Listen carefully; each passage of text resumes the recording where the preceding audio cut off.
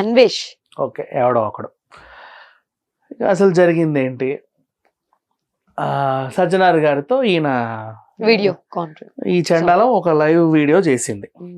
ఓకేనా, చేసి ఏం ఫీల్ అవుతున్నాడు అంటే అసలు పోలీసు యంత్రాంగం మొత్తం నా వెనకాలే తిరుగుతున్నారు, నేను లీడ్స్ ఇస్తే తప్ప వీళ్ళు ముందుకెళ్ళరు, నేను ఎవడి పేరు చెప్తే వాడు మటాషే అని చెప్పుకొని తిరుగుతున్నాడు. ఈ గాడిద మీద కూడా గతంలో కేసు నమోదైంది బెట్టింగ్ యాప్స్ ప్రకారంగా. అదేందో 970/2000 బెట్టింగ్ యాప్స్ ఇతను కూడా ఆల్రెడీ చేశారు. ఈడు చేయని దరిద్రం అంటూ లేదు. వీడి గురించి ఇవన్నీ పక్కన పెట్టేస్తే, ఫస్ట్ ఆఫ్ ఆల్ వీడు దేశానికే చాలా అరిష్టం. ఆ లాంగ్వేజ్ కి మనిషి ఇప్పుడు ఒక ఫోన్ కాల్ కింద ఇప్పుడు వీడి గురించి ఎందుకు మాట్లాడుతున్నావు, హర్ష సాయితో ఇతను మాట్లాడినటువంటి ఒక సంభాషణ రిలీజ్ అయింది, ఈడే రిలీజ్ చేసాడు. అవునా, ఈ గాడిద నిమిషానికి బీపు మాట్లాడడం రాదా నీకు? ఎవరు చదువు నేర్పలేదా, చదువుకోలేదా, పోనీ సంస్కారం నేర్పలేదా?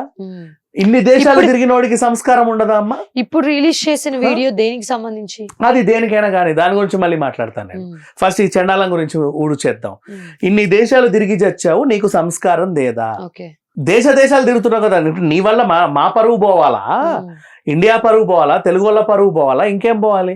గతంలో నువ్వు చేసిన చండాలం అంతా కూడా అదే కదా. అసలు వీళ్ళని ఎలా ఫాలో అవుతున్నారు వీళ్ళు? ఈ ఫాలోవర్స్ అనాలి, వీళ్ళు ఫాలో అవడం బట్టేగా వీళ్ళు రెచ్చిపోతారు. అలా ఎలా ఫాలో అవుతారు? కంటెంట్ నువ్వు 10 నిమిషాలు ఒక వీడియో చేసావు, నేను హర్ష సాయి బండారం బయట పెడుతున్నా అన్నావు. సరే, హర్ష సాయి కూడా ఒక యూట్యూబర్, ఏదో నీ బండారమో నీ పిండా కూడా బయట పెట్టించావు, పెట్టు. నిమిషానికి బీపేస్తావా? ఎరా నీకు మాట్లాడడం చేత కదా? మాట్లాడిన కాలే కదా అది, అన్వేష్ గారు మాట్లాడిన కాలే కదా. అదేమా, బీపులు ఎందుకు వేస్తారో తెలీదా నీకు? బూతులు వేస్తారు. అంటే బూతులు లేకుండా నువ్వు మాట్లాడలేవా? నీ వల్ల కాదా? బూత్ ఉండాలా నువ్వు మాట్లాడితే? అసలు మామూలు మాటలు కాదు అవన్నీ. డామ్, దట్ ఈస్ లైక్ అసలు వినడానికే అసహ్యంగా ఉంది. అందరూ మాట్లాడతారు, మా పబ్లిక్ సోషల్ మీడియాలో అందరూ మాట్లాడతారు. బెట్టింగ్స్ గురించి మాట్లాడారా? దేని గురించో ఆ చండాలం గురించి నేను మళ్ళీ చెప్తా. ఇప్పుడు చూడు, ఇప్పుడు హర్ష సాయి యూట్యూబ్ చేస్తాడు, వీడు ఎవడెవడి పేర్లు అయితే చెప్పాలో వీళ్ళందరూ యూట్యూబ్లలో ఉన్నారు.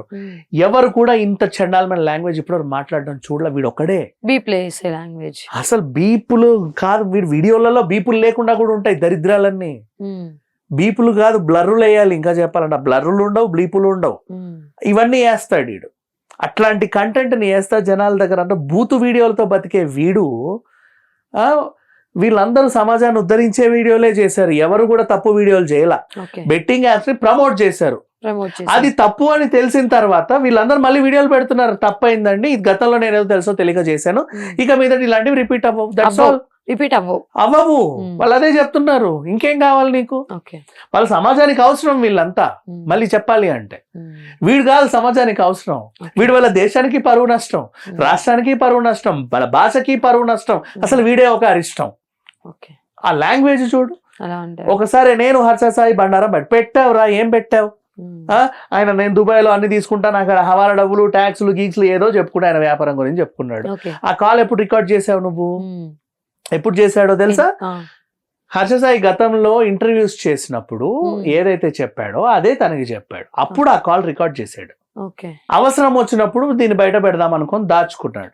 అంటే కాంటాక్ట్స్, కాన్వర్జేషన్స్ అన్ని బాగానే బాగున్నాయి. నిన్న హర్ష సాయి వీడియో రిలీజ్ చేసి, సజ్జనార్ గారు మీరు తెలంగాణ పోలీసు యంత్రాంగానికి ఇక మీద ఇలాంటి తప్పులు ఏం జరగవు, మా వల్ల ఎవరికి నష్టం అది తప్పు అని తెలిసే మేము చేయము, తప్పు కాదని అప్పట్లో లీగలైజ్డ్ గా ఉందన్నట్టు కాబట్టి చేసాం, కానీ అలా అయితే మేము చేయము, కూల్ అని చెబితే సరే కొంతమంది సరేలే బాబు ఇప్పటికైనా సరే తప్పని తెలుసుకున్నావు కదా చేయకు అన్నారు.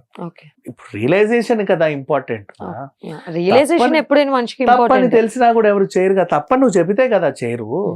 ఇప్పుడు ఇంకోటి మనం చేసే తప్పులే ఇవి. మొన్న కూడా అంతే, ఇప్పుడు మాడ వీధుల్లో రీల్స్ చేసే వాళ్ళ మీద కేసులు పెట్టారు.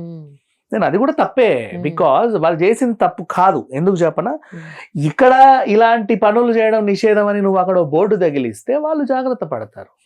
అంటే ప్రతి చోట బోర్డు పెట్టడానికి సంబంధించిన విషయం కదా, ఏ విషయమైనమా నువ్వు చెబితే తెలుసుకుంటారు. తెలియట్లా జనాలకి ఈ మధ్యకాలం అందరికి ఫోన్లలో ఏదో హాయ్ ఫ్రెండ్స్ అని చెప్పాలన్న ఆతృత పెరిగిపోయింది. నువ్వు తిరుమలకు వచ్చావా, ఎక్కడికి వచ్చావా, ఆధ్యాత్మికంగా ఉండాలి, ఈ మనిషి మర్చిపోతున్నాడు రోజు రోజు. మనం గుర్తు చేయాలి, గుర్తు చేయడంలోనూ తప్పు లేదు. నువ్వు గుర్తు చేశాక వాడు మారడంలోనూ తప్పు లేదు. మనిషి అన్నాక ప్రతిదీ గుర్తు చేయాలి అనొద్దు, తప్పు లేదు. ఒకప్పుడు మనిషి వేరు, ఇప్పుడు మనిషి వేడు. ఇప్పుడు మనిషి మొత్తం ఫోన్ లోనే బ్రతికేస్తున్నాడు. ఫోన్ లో బ్రతికేస్తాడు, కానీ కొన్ని చాలా ఇంపార్టెంట్. అది కరెక్ట్, అవి చెప్పి చేయించుకోండి. అయినా సరే వాడు వినకపోతే అప్పుడు క్రైమ్ అనండి. ఒకసారి చెప్పండి, తప్పు లేదు. చెప్పడంలో తప్పేమన్నా ఉందా? తప్పేం లేదు. ఎరా నీకు తెలియదా, నువ్వు మనిషి గారా గడిది కదా అనే బదులు ఎంత మినిమం థింగ్స్ అయినా వాడికి తెలియదు అనుకుందాం కాసేపు. మనం కూడా మనుషులమే కదా, క్షమిస్తే తప్పేంటి అంటున్నా. ఓకే సరే వాడు ఖచ్చితంగా శిక్షించాలి, నరికేయాలి, కరికేయాలి ఇవే కాకుండా క్షమిస్తే తప్పేంటి?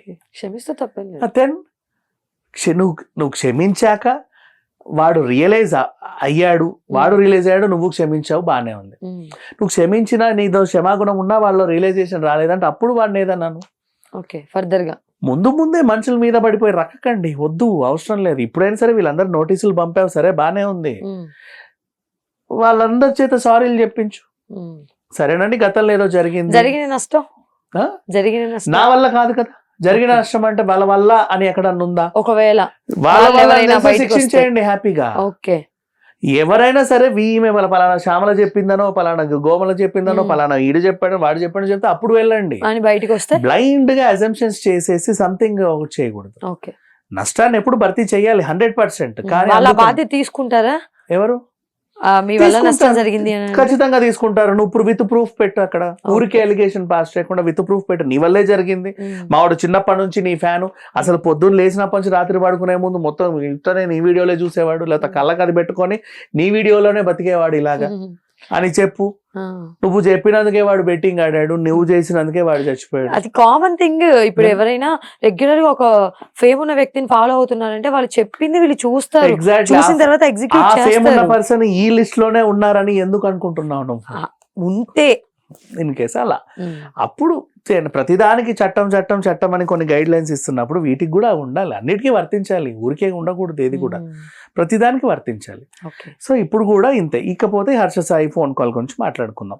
ఆ అబ్బాయి గతంలో ఇంటర్వ్యూలో చెప్పిందే వీడికి చెప్పాడు. ఈ గాడిద ఏం చేశాడు? ఏం డిస్కషన్ గురించి? బెట్టింగ్ యాప్స్ గురించి. ఎందుకంటే మీరు ప్రమోట్ చేస్తున్నారు అది ఇదంటే, లేదండి అది లీగలైజ్ గా వాళ్ళు అలా చేశారు, మాకు అది తప్పు అని చెప్తే మేము చెయ్యము కదా, తప్పు కాదది, ప్రపంచంలో నడుస్తుంది, అది తప్పు అని తెలిస్తే సంస్థలు నడవవు కదా. ఇప్పుడు టిక్ టాక్ ఉంది, టిక్ టాక్ నువ్వు చేయకుండా అంటే టిక్ టాక్ ని బ్యాన్ చేసేసారు. ఇప్పుడు టిక్ టాక్ లేదు, అంతేగాని టిక్ టాక్ అనేది ఒక kind of topic. A topic అయినా టిక్ టాక్లు చేసిన వాళ్ళందరినీ అరెస్ట్ చేయాలా కదా. అసలు టిక్ టాక్ చేసిన వాళ్ళకి అంటే టాపిక్ డిస్కషన్ వేరు, అది వేరే. ఏదైనా అంటే నేను ఎగ్జాంపుల్ గా ఏం చెప్తున్నా, నీకు నష్టం జరిగింది దీని వల్ల అంటే దాన్ని కదా మీరు నిషేధించాలి. అవును, ఎట్లయినా నిషేధించాలి. ఆ మధ్యలో ఉన్న మీ మీడియేటర్స్ వల్ల అని మీరు వెళ్తున్నారు. వీళ్ళు చచ్చినోడికి చంపే ప్రోడక్ట్ తయారు చేసినోడికి మీడియేటర్స్ వీళ్ళంతా. ఎగ్జిక్యూషన్ కూడా వీళ్ళు చేయాల, వీళ్ళు ఎగ్జిక్యూట్ చేసింది వాళ్ళు చెప్పారు, తెర ముందు చెప్పడం వాళ్ళు అంతే. ఇప్పుడు విలన్ హీరోయిన్ జాకెట్ చింపాడు అనే సీన్ చూసినప్పుడు అందరు విలన్నే తిడుతున్నారు, అది నడిపించిన డైరెక్టర్ ఎవడు తిట్టడు.